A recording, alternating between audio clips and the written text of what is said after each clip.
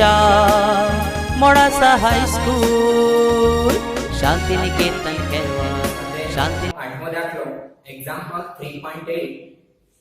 એક દ્વિમાર્ગી રસ્તા પર કાર એ 36 કિલોમીટર પ્રતિ અવરની ઝડપે ગતિ કરે છે.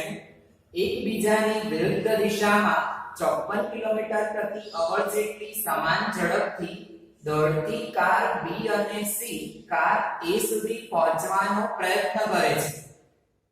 કોઈ એક ક્ષણે AB અને AC વચ્ચેનું સમાન અંતર 1 કિલોમીટર છે. આ ક્ષણે કાર B નો driver car C car A ને ઓવરટેક કરે તે પહેલા ઓવરટેક કરવાનું વિચારે છે. તો અકસ્માત નિવારણ માટે કાર B નો લઘુત્તમ પ્રવેગ કેટલો હોવો જોઈએ? તો અહીં ત્રણ કારની ગતિને અનુરૂપ આપણે ચર્ચામાં છીએ. ત્રણેય કારની રકમ મુજબની પરિસ્થિતિને આકૃતિ દ્વારા રજૂ કરીએ તો ત્રણ કાર, એમાં આ કાર A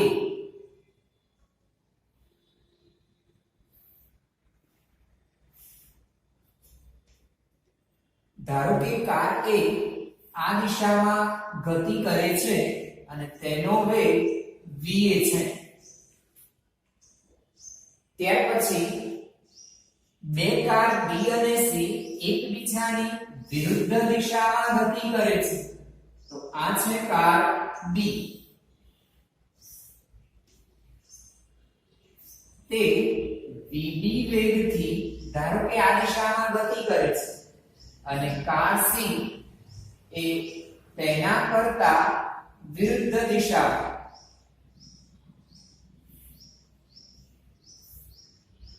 C vc જેટલા વેગથી ગતિ કરે છે.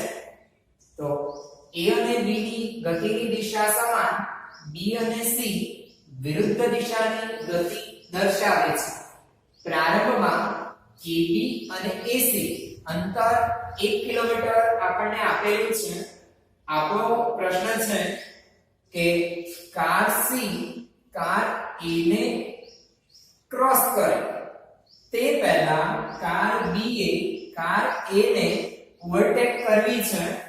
જો બંને અચળ ઝડપથી ગતિ કરે તો C કાર A ને ક્રોસ કરી દેશે. પણ કાર B જો હવે પ્રવેગી ગતિ કરે, વેગમાં વધારો કરે તો જ C ક્રોસ કરે તે પહેલા A ને ઓવરટેક કરી શકાય. તો આવી આપણી સ્થિતિ માટે આપણે પ્રવેગ મેળવવો છે. તો આપેલી માહિતીને ધ્યાનમાં લઈએ. કાર A નો વેગ, જેને આપણે va કહીશું, 36 કિલોમીટર પ્રતિ અવર એટલે 36 ગુણ્યા 1000 ભાગ્યા 3600. પરિણામ મળે 10 મીટર પ્રતિ સેકન્ડ. કાર B નો વેગ vb અને કાર C નો વેગ vc બંનેના મૂલ્ય સમાન છે. અત્યારે મૂલ્ય લઈ રહ્યા છીએ અને તે છે 54 કિલોમીટર પ્રતિ અવર અને એટલે થાય 54 ગુણ્યા 1000 ભાગ્યા 3600. 18 2 5 એટલે 15 મીટર પ્રતિ સેકન્ડ. પણ ધ્યાનમાં લઈશું કે જ્યારે પણ પરિણામ મેળવવું હોય ત્યારે આ બંનેની દિશા એક જ છે અને એક જ દિશામાં સાપેક્ષ વેગ ઘટે. આ બંનેની દિશા વિરુદ્ધ છે એટલે સાપેક્ષ વેગ વધે. આપણે અગાઉ ભણી ચૂક્યા છીએ. બીજું તેમના અંતર આપ્યા છે. અહીં પ્રારંભમાં AB બરાબર AC બરાબર 1 કિલોમીટર એટલે જ 1000 મીટર. તો આ બંને અંતરો સમાન 1 કિલોમીટર આપેલા છે. આપણે કાર B નો લઘુત્તમ પ્રવેગ શોધવો છે, તેની ધારણા કરીએ. ધારો કે કાર B નો લઘુત્તમ પ્રવેગ AB છે. તો આપણી આવી સ્થિતિમાં સૌપ્રથમ આપણે સાપેક્ષમાં છીએ એટલે સાપેક્ષ વેગની વાત કરી લઈએ. કાર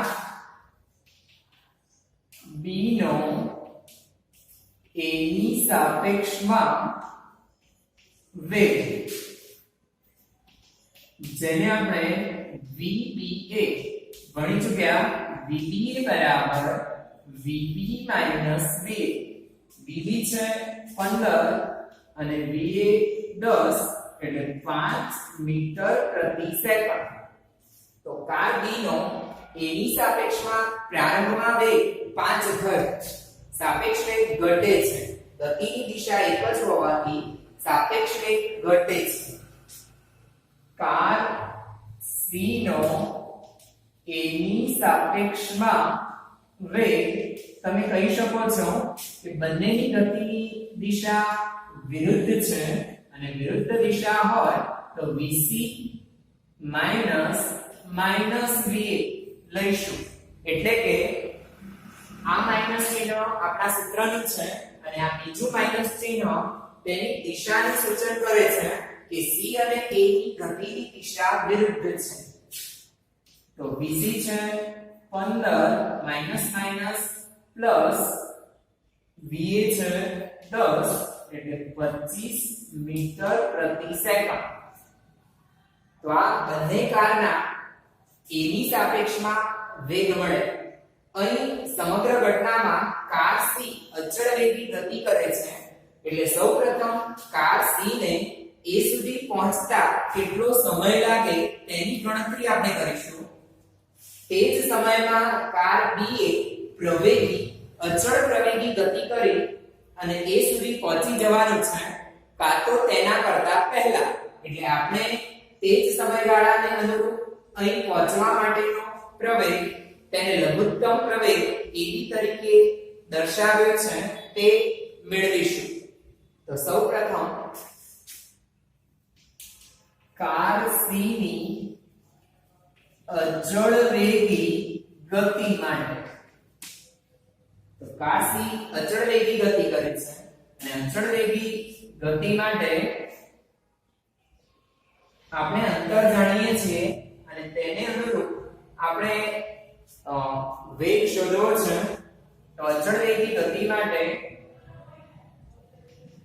ઝડપ બરાબર અંતર ભાગ્યા સમય પરથી. કાર C ને A સુધી પહોંચવા લાગતો સમય બરાબર અંતર ભાગ્યા ઝડપ. સમયને આપણે t કીધા, અંતર તેને કાપવાનું AC જેટલું અને ઝડપ કાર C ની વાત કરી રહ્યા છીએ એટલે VCA. AC ની કિંમત 1000 મીટર અને VCA 25. 1000 ભાગ્યા 25 એટલે જવાબ થાય 40 સેકન્ડ. તો કાર C 40 સેકન્ડમાં કાર A સુધી પહોંચી જશે. પણ કાર B એ તેના પહેલા પહોંચવું છે. કાર B ને t બરાબર 40 સેકન્ડમાં કાર A સુધી પહોંચવું પડે. તેથી કાર B ની અચળ પ્રવેગી ગતિ માટે x બરાબર સમય જાણીએ છીએ, અંતર પણ જાણીએ છીએ અને પ્રવેગ શોધવો છે. એટલે બીજું સૂત્ર x બરાબર v0t plus 1/2 at પરથી x એટલે જ આપણા કિસ્સામાં તેને કાપવાનું અંતર એટલે AB, v0 એટલે કાર B નો પ્રારંભિક વેગ જેને આપણે VBA t એટલે 40 સેકન્ડ થશે 1/2 એટલે b નો પ્રવેગ AB t2 કિંમત દાખલ કરીએ તો AB ની કિંમત છે 1000 VBA 5 અને સમય 40 1/2 AB 40 નો વર્ગ સાદુરૂપ આપીએ તો 40 ગુણ્યા 5 200 1000 માંથી 200 ને બાદ કરીએ એટલે જવાબ થાય 800 800 બરાબર અહીં 40 નો વર્ગ 1600 ભાગ્યા 2 એટલે 800 800 AB માટે AB બરાબર 800 ભાગ્યા 800 એટલે 1 મીટર પ્રતિ સેકન્ડ સ્ક્વેર તો કાર B ને કાર C પહેલા કાર A ને ઓવરટેક કરવા માટે નો લઘુત્તમ પ્રવેગ 1 મીટર પ્રતિ સેકન્ડ સ્ક્વેર હોવો જોઈએ જો તેના કરતા પ્રવેગ ઓછો હોય તો કાર C પહેલા પહોંચી જશે અને જો તેના કરતા પ્રવેગ વધારે હોય તો કાર B એ પહેલા પહોંચી જશે તો આમ જુદી જુદી આપણી આ સ્થિતિમાં અહીં બે પ્રકારે આપણે ચર્ચા કરી છે કાર C માટે અચળ વેગી ગતિ અને કાર B માટે અચળ પ્રવેગી ગતિ તો જે તે ગતિના સંદર્ભમાં આપણે અનુરૂપ સૂત્રની પસંદગી કરી અને પરિણામ મેળવી શકીએ છીએ સ્વાધ્યાયનો 9મો દાખલો એક્ઝામ્પલ 3.9 બે શહેર A અને B નિયમિત બસ સેવા દ્વારા એકબીજાથી જોડાયેલા છે તથા પ્રત્યેક t મિનિટ પછી બંને બાજુ બસો દોડે છે કોઈ એક વ્યક્તિ 20 કિલોમીટર પ્રતિ અવરની ઝડપે સાયકલ દ્વારા A થી B તરફ જઈ રહ્યો છે ત્યારે તે નોંધે છે કે પ્રત્યેક 18 મિનિટ પછી એક બસ તેની ગતિની દિશામાં તથા પ્રત્યેક 6 મિનિટ પછી તેની વિરુદ્ધ દિશામાં પસાર થાય છે બસ સેવા સમય t કેટલો હશે અને રસ્તા પર દોડતી બસની ઝડપ અચળ ધારો કેટલી હશે તો અહીં આપણી જે પરિસ્થિતિ છે તેને આપણે ચિત્ર દ્વારા રજૂ કરીએ તો બે શહેર A અને B A અને B આ બંને શહેર નિયમિત બસ સેવા એટલે કે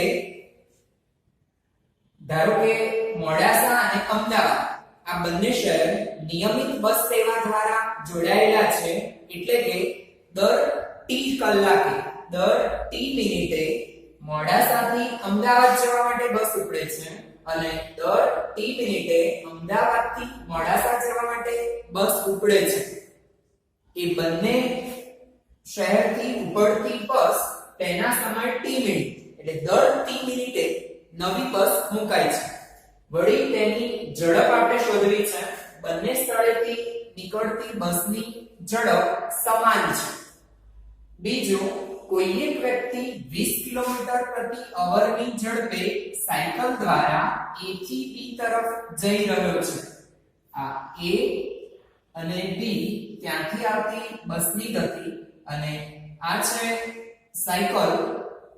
સાયકલને આપણે બાઇસિકલ કહીશું પણ B સંજ્ઞા છે એટલે અહીં S વડે તેને દર્શાવવું તો સાયકલ દ્વારા A થી B તરફ જઈ રહ્યો છે એવા એ વ્યક્તિ માટેની ઝડપ આપી છે 20 કિલોમીટર પ્રતિ આવી આપણી સ્થિતિમાં આ સાયકલ પર રહેલો વ્યક્તિ નોંધે છે કે દર 18 મિનિટે એક બસ તેની ગતિની દિશામાં એટલે A થી B તરફ દર 18 મિનિટે બસ જાય છે તથા 6 મિનિટે તેની વિરુદ્ધ દિશામાં એટલે કે B થી A તરફ બસ જઈ રહી છે તો આપણે બસ સેવા સમય t અને બસની અચળ ઝડપ શોધવી છે.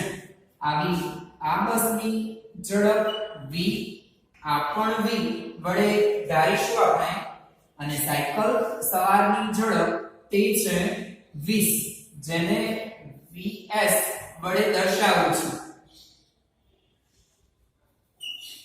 ધારો કે બસ A અને બસ B ની અચળ ઝડપ v કિલોમીટર પ્રતિ અવર છે. આપણે એવી સ્થિતિને અનુરૂપ સાયકલ સવારની ઝડપ જાણીએ છીએ.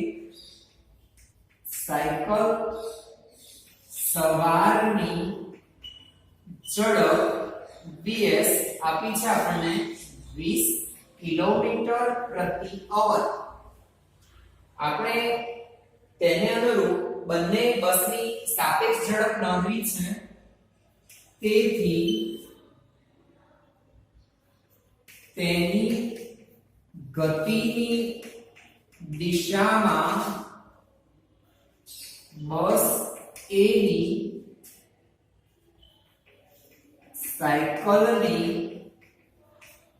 સાપેક્ષમાં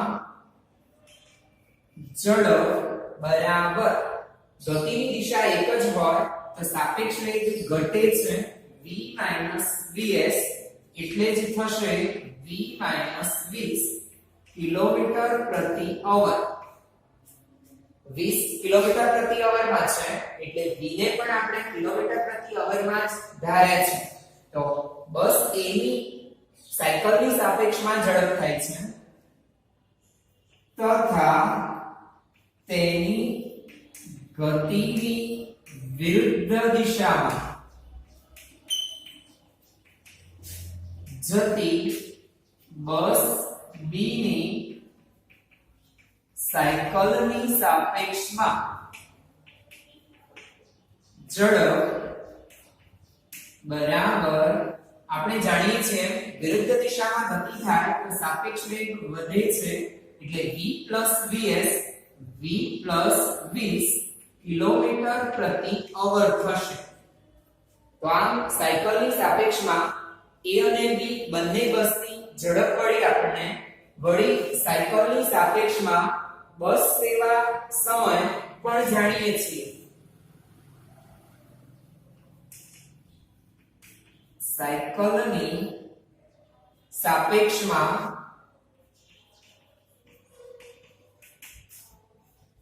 બસ A નો સમય, તો સાયકલની સાપેક્ષમાં અહીં આપણને આપ્યું છે કે ગતિની દિશામાં 18 મિનિટ, એટલે બસ A નો સમય 18 મિનિટ, સાયકલની સાપેક્ષમાં બસ B નો સમય 6 મિનિટ આપ્યો છે આપણે. તો આવી આપણી સ્થિતિ માટે v એટલે કે વેગ અને બસ સેવા સમય t શોધવા છે. તો બસ દ્વારા કપાયેલા એ અંતરને અનુરૂપ આપણે આગળ વધી રહ્યા છીએ. તો બસ A વડે કપાયેલું અંતર બરાબર ઝડપ ગુણ્યા સમય સંબંધનો ઉપયોગ કરીશું. તો ઝડપ, બસની ઝડપ અચળ v અને બસ સેવા સમય t તથા તેને અનુરૂપ સાપેક્ષની વાત કરીએ તો સાપેક્ષમાં A ની સાપેક્ષમાં ઝડપ 20 v 20 ગુણ્યા તેનો સમય 18 મિનિટ. અહીં આપણે કાળજી લઈશું કે ઝડપ બધી જ કિલોમીટર પ્રતિ અવરમાં છે અને t અને 18 બધા જ સમય મિનિટમાં છે. t મિનિટ માટે 18 પણ મિનિટ તો મિનિટમાં છે. તમે ઈચ્છો તો કલાક બનાવવા 60 વડે ભાગી શકાય, પણ બંને બાજુથી 60 દૂર થશે.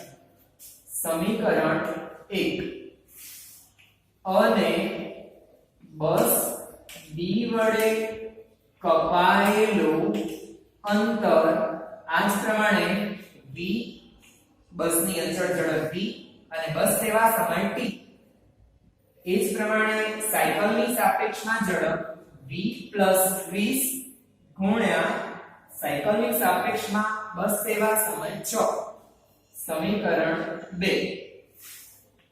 સમીકરણ 1 અને 2 સરખાવતા બંનેની જમણી બાજુ સમાન થાય, ડાબી બાજુ સમાન હોવાના કારણે v - 20 18 v + 20 6 માટે 6 3 18 તેનું વિસ્તરણ કરીએ 3v - 60 v + 20 v આ બાજુ આવે 3v - 20 60 આ બાજુ આવે તો પ્લસ થાય 60 + 20 2v = 80 તો v = 40 કિલોમીટર/અવર.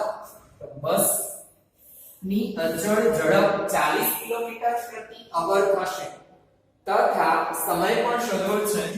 તો સમીકરણ 1 માં v ની કિંમત મૂકતા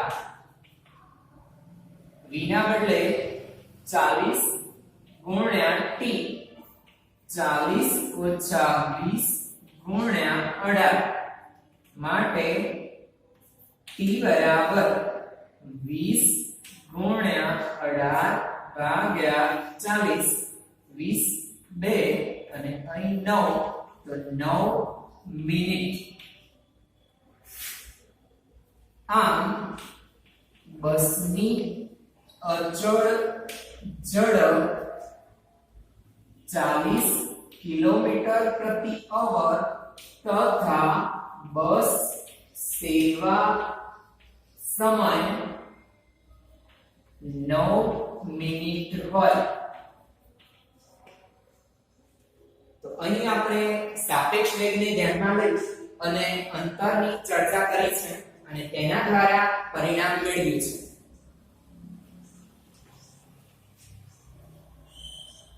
સ્વાધ્યાયનો 10મો દાખલો એક્ઝામ્પલ 3.10.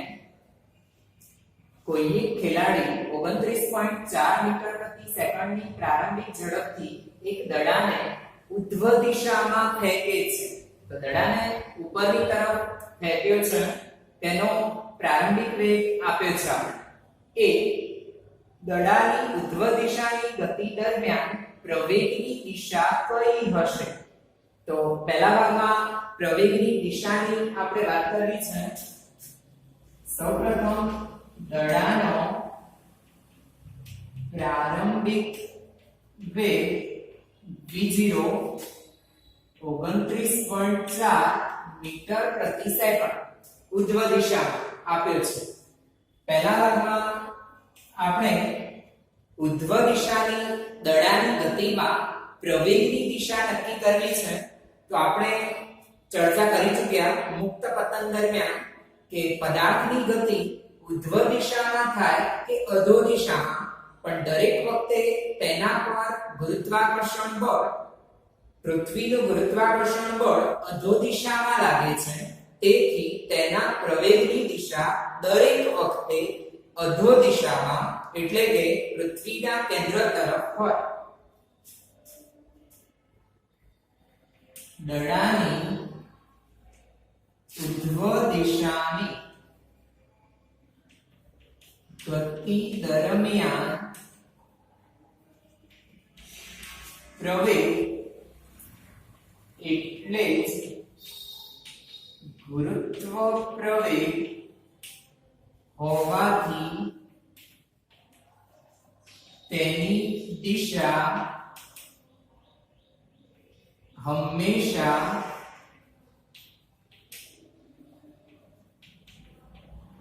અધો દિશામાં મળે. બીજો પ્રશ્ન બી. તેની ગતિના મહત્તમ ઊંચાઈવાળા બિંદુએ દડાનો વેગ અને પ્રવેગ કેટલો? તો મહત્તમ ઊંચાઈ, દડાને ફેંકીએ, દડો ધીમે ધીમે ઉપર જાય એમ એના વેગમાં ક્રમશઃ ઘટાડો થાય અને મહત્તમ ઊંચાઈએ દડાનો વેગ 0 થઈ જાય તો વેગ 0 થશે અને આ સમગ્ર ગતિ ઉધ્વ કે અધો દિશાની આ ગતિ એટલે જ અચળ પ્રવેગી ગતિ અને તે દરમિયાન પ્રવેગ એટલે જ ગુરુત્વાકર્ષણ. દડાની ગતિના મહત્તમ ઊંચાઈવાળા બિંદુએ દડાનો વેગ v બરાબર 0 થાય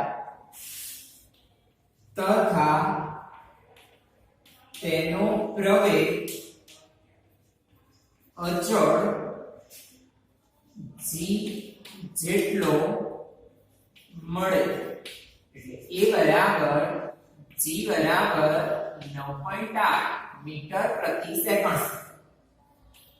c દડાની મહત્તમ ઊંચાઈવાળા બિંદુએ સ્થાન x બરાબર 0 મીટર અને t બરાબર 0 સેકન્ડ તથા શિરોલંબ નીચે તરફની દિશાને x અક્ષની ધન દિશા તરીકે પસંદ કરો.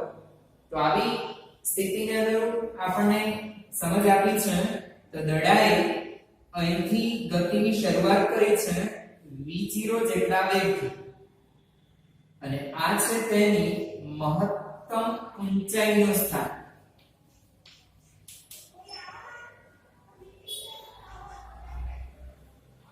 h આને આપણે x બરાબર 0 કહીએ અને તેના સંદર્ભમાં અધો દિશાને ધન અને ઉધ્વ દિશાને x અક્ષની ઋણ દિશા તરીકે લઈશું. આ છે આપણા માટે x બરાબર 0 એટલે અધો દિશા ધન અને ઉધ્વ ઋણ લેવાની છે તો તેના સંદર્ભમાં દડાની ઉધ્વ દિશાની અને અધો દિશાની ગતિ માટે સ્થાન વેગ અને પ્રવેગના ચિહ્નો દર્શાવો.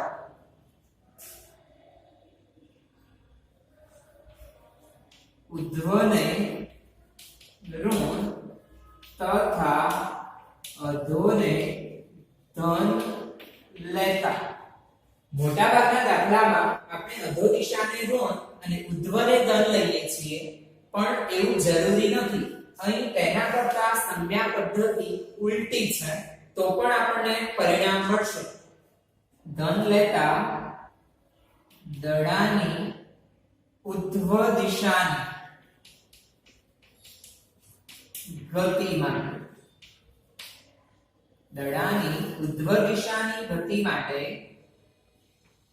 સ્થાન દડો ઉપરની તરફ જાય એટલે એનું સ્થાન ઉપરની તરફ એટલે ઋણ મળે. ઋણ તેનો વેગ દડો ઉપરની તરફ ગતિ કરે એટલે વેગ પણ ઋણ તથા પ્રવેગ તેનો પ્રવેગ દરેક વખતે આપણે કીધું કે નીચે તરફ ગુરુત્વ પ્રવેગ જેટલો માટે પ્રવેગ ધન હોય. દડાની અધો દિશાની ગતિ માટે હવે આપણે અધો દિશામાં દડાને મૂકીએ. જો દડો અધો દિશામાં ગતિ કરે તો તેનું સ્થાન નીચે તરફ એટલે ધન તેનો વેગ પણ નીચે તરફ એટલે વેગ પણ ધન તથા પ્રવેગ તો નીચે તરફ જ છે એટલે પ્રવેગ ધન હોય. ડી દડો કેટલી મહત્તમ ઊંચાઈએ પહોંચશે. દડાની મહત્તમ ઊંચાઈ h શોધવી છે. કેટલા સમય બાદ ખેલાડીના હાથમાં પાછો આવશે તો દડાને a આગળથી ફેંક્યો છે b આગળ પહોંચ્યો મહત્તમ ઊંચાઈએ અને ફરી પાછો a આગળ એટલે ખેલાડીના હાથમાં પહોંચે તેનો સમય ગણવો છે. ઉપર જવું અને નીચે આવવું આ સમગ્ર ઘટનાનો સમય. પહેલા આપણે મહત્તમ ઊંચાઈ શોધવી છે તો ધારો કે દડાએ પ્રાપ્ત કરેલી મહત્તમ ઊંચાઈ h છે તો દડાની અચળ પ્રવેગી ગતિ માટે દડો અચળ પ્રવેગી ગતિ કરશે. આપણે ઊંચાઈ શોધવી છે, સમય જાણતા નથી અને સમય શોધવો પણ નથી. તેથી ત્રીજા સૂત્રનો ઉપયોગ કરીએ. v² - v02 બરાબર 2ax પરથી v એટલે અંતિમ વેગ, મહત્તમ ઊંચાઈએ અંતિમ વેગ 0, v0 એટલે પ્રારંભિક વેગ, દડાને ઉર્ધ્વ દિશામાં ફેંક્યો છે તેનો પ્રારંભિક વેગ, ઉર્ધ્વ દિશાની સંજ્ઞા પ્રણાલી મુજબ હવે ઋણ લઈશું. -29.4 2 એટલે પ્રવેગ, તેનો પ્રવેગ અધો દિશામાં એટલે ધન અને 9.8 જેટલો, અને x એટલે મહત્તમ ઊંચાઈ. -29.4 ગુણ્યા 29.4 માઈનસ નો વર્ગ ધન થાય ભાગ્યા 2 ગુણ્યા 9.8 એટલે જ h. h ની ગણતરી કેલ્ક્યુલેટર દ્વારા આપણે કરીશું. સાદું રૂપને ધ્યાનમાં લઈશું. માઈનસ ચિહ્ન મૂકીશું પહેલા. 29.4 ગુણ્યા 29.4 ભાગ્યા 2 ફરીથી ભાગ્યા 9.8 44.1 મીટર. તો દડાએ પ્રાપ્ત કરેલી મહત્તમ ઊંચાઈ 44.1 મીટર અને માઈનસ ચિહ્ન એ ઉર્ધ્વ દિશાનું સૂચન કરે છે. દડાએ પ્રાપ્ત કરેલી મહત્તમ ઊંચાઈ ઉર્ધ્વ દિશામાં 44.1 મીટર હોય. બીજું આપણે તેનો સમય શોધવો છે, સમગ્ર ઘટનાનો a થી b અને b થી a.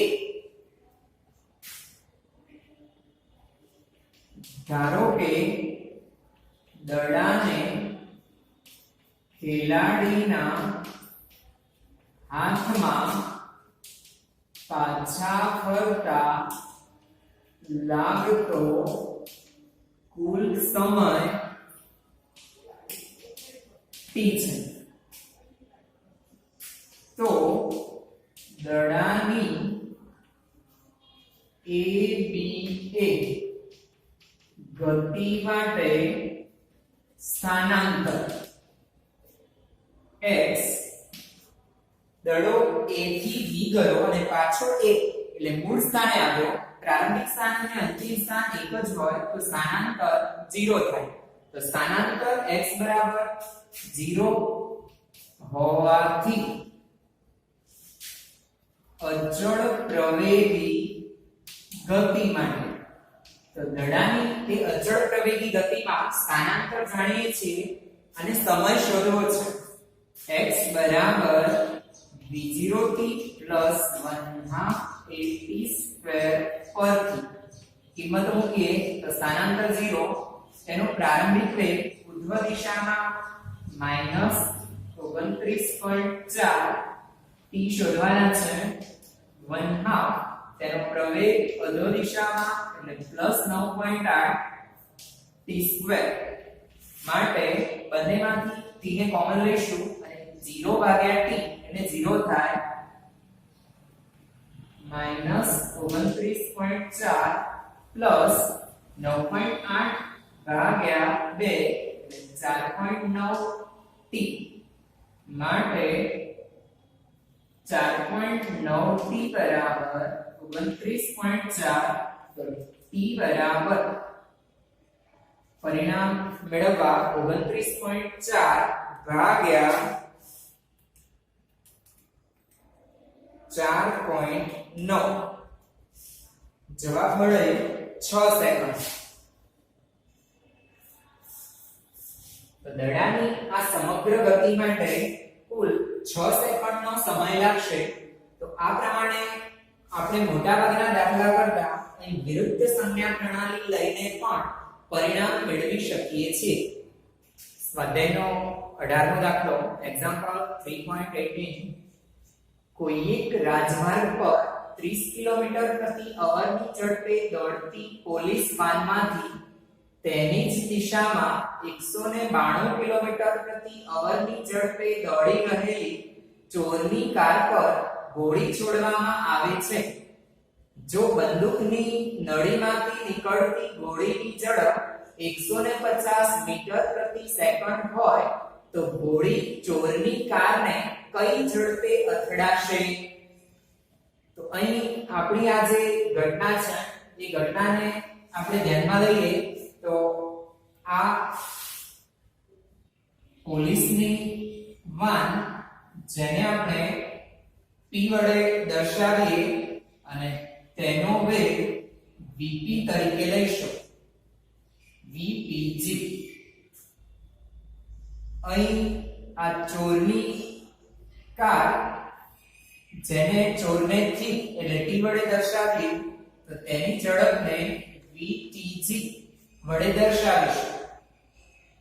ચોરની કારની પાછળ પોલીસની કાર દોડી રહી છે અને પોલીસની એ કારમાંથી બંદૂક છે અને બંદૂકમાંથી બુલેટ ગોળી છોડવામાં આવે છે.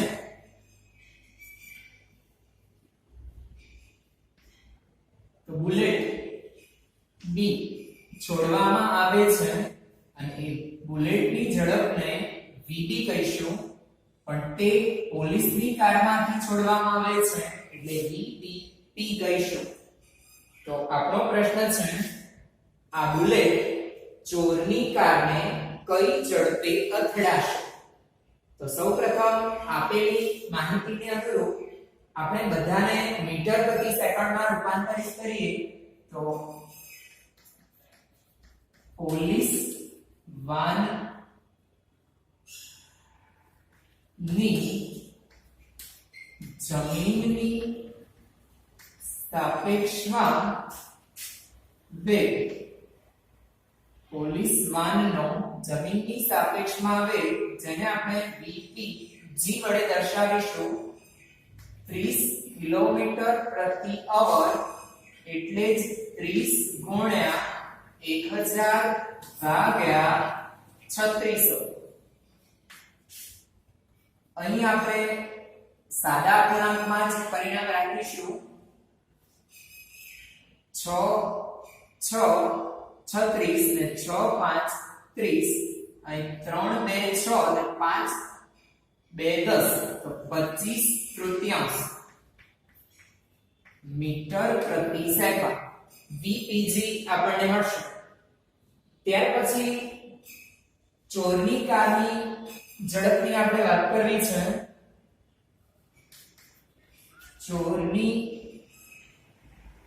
ચોરને આપણે t વડે દર્શાવીશું. ચોરની કારનો જમીનની સાપેક્ષમાં વેગ vtg આપ્યા છે આપણને 192 કિલોમીટર પ્રતિ અવર તેને પણ 192 ગુણ્યા 1000 ભાગ્યા 3600 0 0 કેન્સલ થાય. અહીં 12 3 36 અને અહીં 12 ગુણ્યા 16 એટલે 192 થાય એટલે 160/3 મીટર પ્રતિ સેકન્ડ vtg આપે છે. વળી બંદૂકની નળીમાંથી નીકળતી ગોળીની ઝડપ 150 મીટર પ્રતિ સેકન્ડ. તમારા બુકમાં એકમમાં ભૂલ હોય તો સુધારો કરો. 150 મીટર પ્રતિ સેકન્ડ લેવાના છે.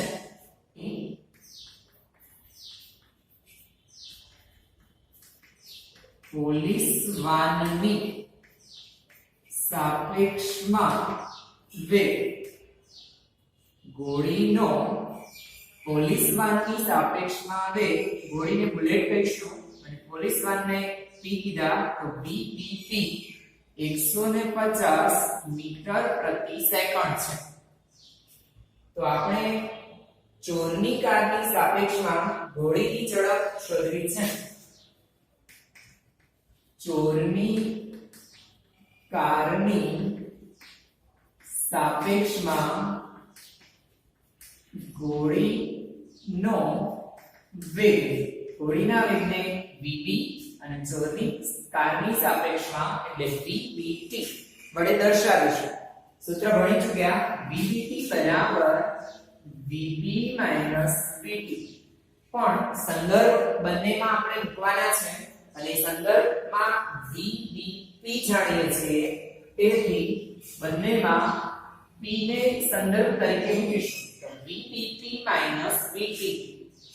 એમાં vbp ની કિંમત આપણી પાસે છે, પણ vtp ના બદલે vtg છે. માટે પરંતુ vtp બરાબર vt vp. vt vp અહીં પણ vtg અને vpg આપ્યા છે, એટલે vtg vpg લેતા. માટે vbt બરાબર vbp vtp ના બદલે vtg vpg. vbp vtg minus plus vpg. vbp ની કિંમત છે 150, vtg ની કિંમત 160/3 અને vpg 25/3. 3 ને ગુણી દઈએ તો 450 160 પ્લસ 25/3. 450 માંથી 160 બાદ કરીએ તો 290 વત્તા 25 એટલે 315/3. 315/3 એટલે જવાબ મળે 105 મીટર પ્રતિ સેકન્ડ. તો ઘોડી ચોરની કારને 105 મીટર પ્રતિ સેકન્ડ ની ઝડપે અથડાય છે. તો આ પ્રમાણે સાપેક્ષ વેગના વિવિધ દાખલાઓ આપણે ગણી શકીએ.